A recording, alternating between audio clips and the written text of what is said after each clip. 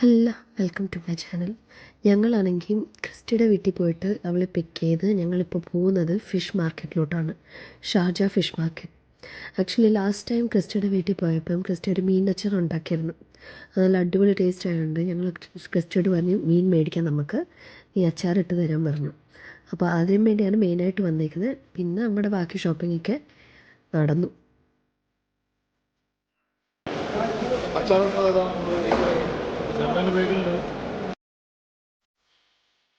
അങ്ങനെ ഞങ്ങൾ ഈ ചേട്ടൻ്റെ കയ്യിൽ നിന്ന് ചൂര എന്ന് പറയുന്ന മീൻ മേടിച്ചു.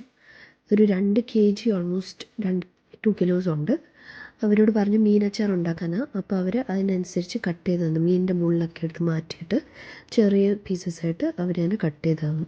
ഇവിടെയൊക്കെ മീൻ മേടിക്കുമ്പോൾ നമ്മൾ മീൻ ഏതാണ് വേണ്ടുന്നതെന്ന് വെച്ച് പറഞ്ഞിട്ട് അവരതിൻ്റെ എത്ര kg ഒക്കെ ഉണ്ടെന്ന് നോക്കിയിട്ട് അവർ നമുക്ക് ബില്ല് തരും. അത് പോയി പേയ്മെൻറ്റ് ചെയ്തതിന് ശേഷമാണ് അവർ കട്ടിങ് തുടങ്ങത്തുള്ളൂ.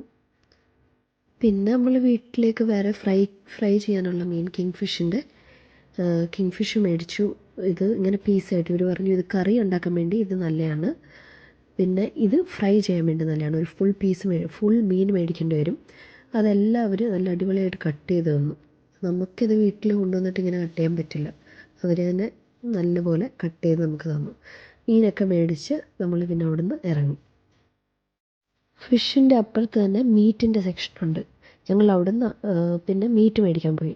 അപ്പോൾ ബീഫാണ് മേടിച്ചത്, ഇന്ത്യൻ ബീഫ്. അവരും അത് കട്ട് ചെയ്തിട്ട് നമ്മളവിടെ പേയ്മെൻറ്റ് ചെയ്തു. എന്നിട്ട് അത് മേടിച്ചിട്ട് ഞങ്ങൾ അവിടെ നിന്ന് ഇറങ്ങി.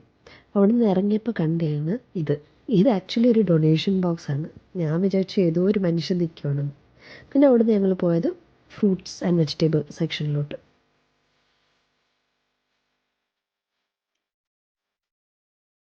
അവിടെ നിന്ന് ഞങ്ങൾ ചീരയും കോണും റാഡിഷും ഒക്കെ മേടിച്ചു. പിന്നെ വെച്ചാൽ ഫ്രൂട്ട്സ് മേടിച്ചു. ഫ്രൂട്ട്സിൽ ഫ്രൂട്ട്, പിന്നെ നമ്മൾ കമ്പിളി നാരങ്ങയല്ലേ നാട്ടിൽ കിട്ടുന്നത്.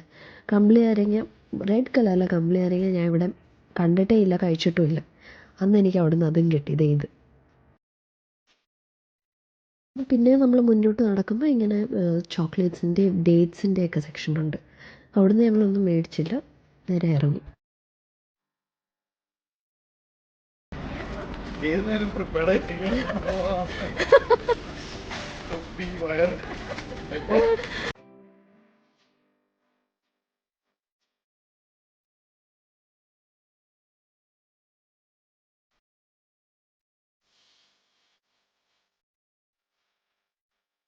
ഞങ്ങൾക്ക് വേണ്ടി മേടിച്ച സാധനങ്ങൾ വണ്ടിയിൽ തന്നെ വെച്ചു. ക്രിസ്റ്റിയുടെ സാധനങ്ങളെടുത്ത് വീട്ടിൽ പോയി. അവൾ കഴിഞ്ഞ പ്രാവശ്യം ഞങ്ങൾ ചെന്നപ്പോൾ നെല്ലിക്കയും കാന്താരിയും കൂടി ഇട്ടിട്ട് തന്നിട്ടുണ്ടായിരുന്നു. അത് നല്ല അടിപൊളി ടേസ്റ്റ് ആയതുകൊണ്ട് ഈ പ്രാവശ്യം അതേ വെള്ളത്തിൽ അവൾ പൈനാപ്പിൾ ഇട്ട് വെച്ചു.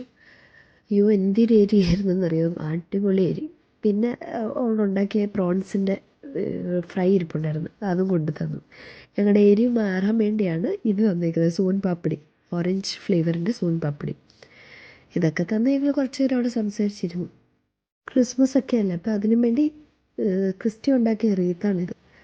അടിപൊളിയായിട്ടുണ്ടാക്കി. അതിലിപ്പം വീഡിയോ എടുക്കാമെന്ന് കണ്ടപ്പോൾ എനിക്ക് പറയണ്ട, ഞാൻ ലൈറ്റൊക്കെ ഓൺ ആക്കത്തില്ലെന്ന് പറഞ്ഞിട്ട് മോളെ കൊണ്ട് ലൈറ്റൊക്കെ ഓൺ ആക്കിച്ച് കാണിച്ചു. നല്ല അടിപൊളിയായിട്ടുണ്ടായിരുന്നു, നല്ല രസമുണ്ടായിരുന്നു. സ്വന്തമായിട്ട് ഐസ്ക്രീമിൻ്റെ സ്റ്റിക്കൊക്കെ വെച്ച് അടിപൊളിയായിട്ട് ഉണ്ടാക്കിയിട്ടുണ്ട്. അച്ഛൻ്റെ ബർത്ത്ഡേ ആയിരുന്നു ലാസ്റ്റ് വീക്ക്, അപ്പോൾ അതിനുള്ള ചോക്ലേറ്റ്സും തന്നു. ഞാൻ ആദ്യമായിട്ട് കഴിക്കുകയാണ്. പക്ഷേ ഈ കാഡ്ബറിയുടെ സീ സോൾട്ട് എന്ന് പറയുന്ന ചോക്ലേറ്റ്, അതിലധികം ഒരു ഉപ്പിൻ്റെ ടേസ്റ്റ് ഉണ്ട്. നിങ്ങൾ ആരെങ്കിലും കഴിച്ചിട്ടുണ്ടോ? കഴിച്ചിട്ടുണ്ടെങ്കിൽ കമൻറ്റ് ചെയ്യണം കേട്ടോ. അങ്ങനെ ഞങ്ങൾ അവിടെ നിന്ന് ഇറങ്ങി. അപ്പോൾ ഇന്നത്തേക്ക് അത്രയേ ഉള്ളൂ. ടൂഡേഴ്സ്.